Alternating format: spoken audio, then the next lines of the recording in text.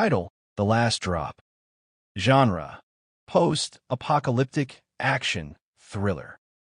In a desolate world where water has vanished and people resort to killing for a drop of urine, survivors must navigate a lawless wasteland where their most valuable possession is their own bodily fluid. With every step, they fight to hide their desperation, as a single drop of urine could cost them their lives. Scene 1. Int. Abandoned building night. A decrepit, crumbling building.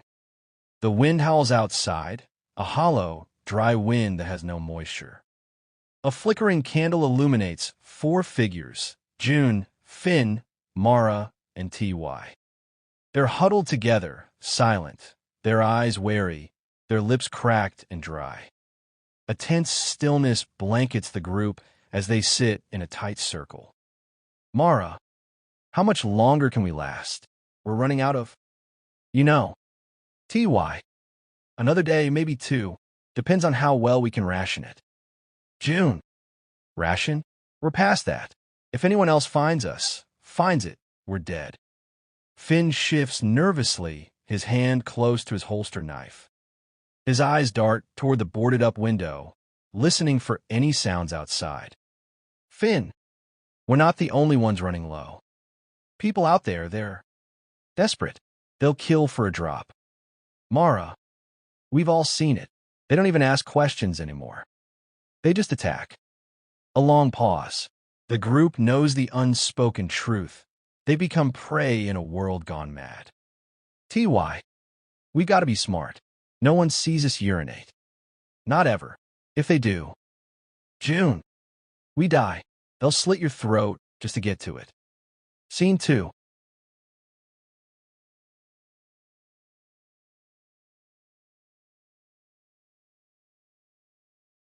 Day.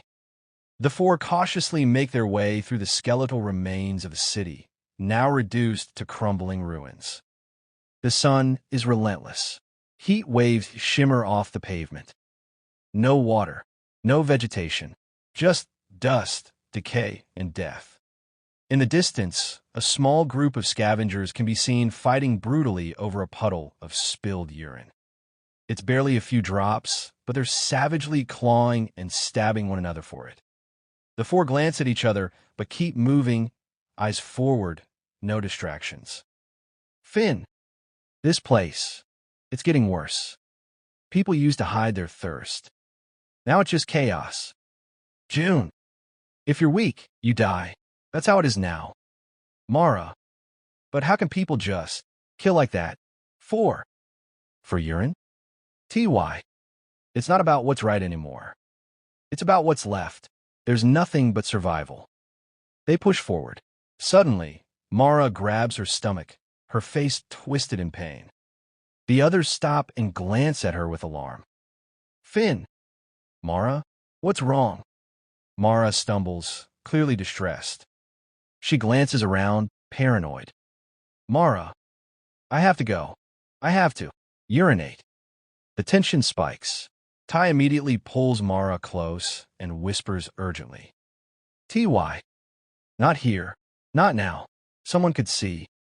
We can't risk it. Mara nods, trying to suppress her desperation, but it's clear she's struggling. June quickly scans the surroundings.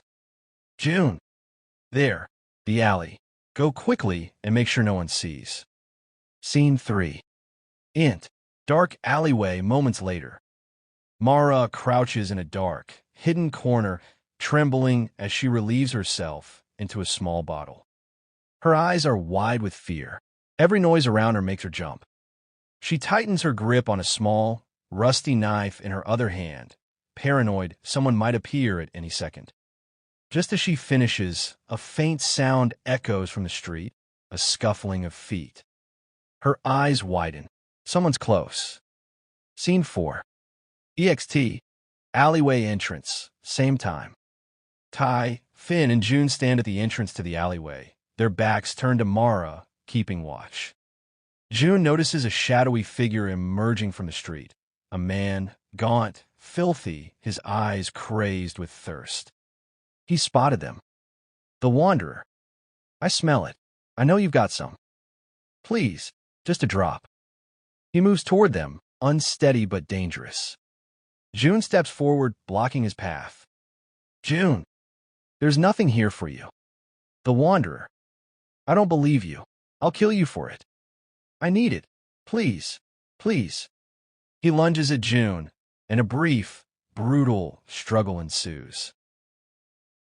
June shoves him back, but the Wanderer pulls out a jagged piece of glass and rushes at him again. Scene 5. End. Alleyway, same time. Mara, hearing the commotion, freezes. She clutches a bottle of urine in her hand, her pulse racing. She looks around frantically. If they catch her now, it's over. Scene 6. EXT, alleyway entrance, same time. The fight escalates as Ty joins in, subduing the Wanderer. With a swift motion, Ty knocks him to ground, slitting his throat with cold efficiency. The Wanderer gurgles and gasps, but a life drains from him quickly. Ty had no choice. Finn wipes sweat from his brow, watching the body with a blank expression. Finn, that's the third one this week. How much longer before we're next? June glances toward the alley where Mara hides. June, let's hope she finishes quick. We can't stay here much longer. Scene 7. End. Abandoned warehouse night. Later, the group is inside a dusty, old warehouse, their temporary shelter for the night. They sit in silence. Mara holds a bottle of urine tightly in her hand, the others eyeing it subtly. It's the most precious thing they have. Mara, is this how we live now? Hiding, killing for this? June, it's all we have, until we find water, if we ever do. Urine is survival. Ty, tomorrow we move again. East.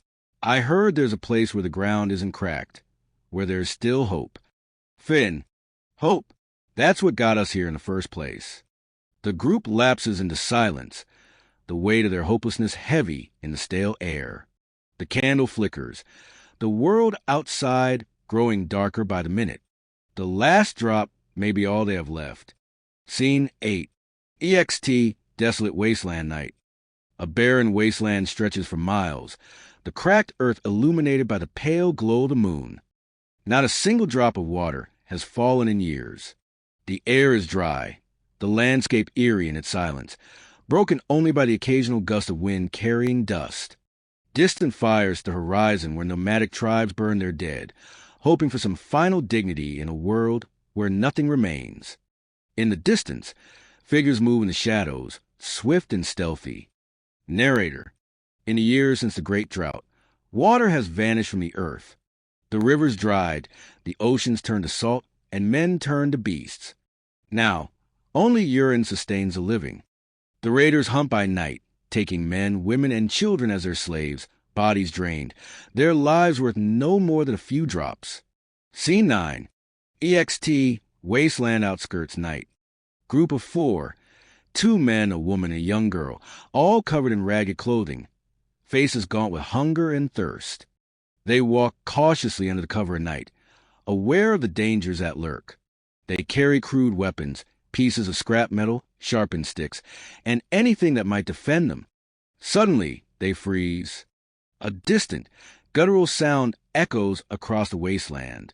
The sound of motors humming, chains rattling, and inhuman screams. The raiders are on the hunt.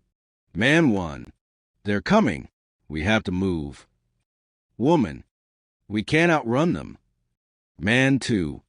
Better die fighting than end up a slave. They turn to run, but it's too late. Scene 10.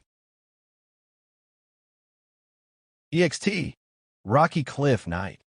The raiders emerge from the shadows, masked figures clad in torn leather, brandishing spears and makeshift weapons. Their eyes are wild, their movements feral. They ride crude, rusted motorbikes, scavenged from the old world, engines roaring as they descend on the group. Raider Captain, run all you like. There's no escape from us. The group scrambles up a rocky hill, slipping on the loose earth. The young girl stumbles, her feet bloodied and raw. The woman grabs her, pulling her to her feet as the raiders close in.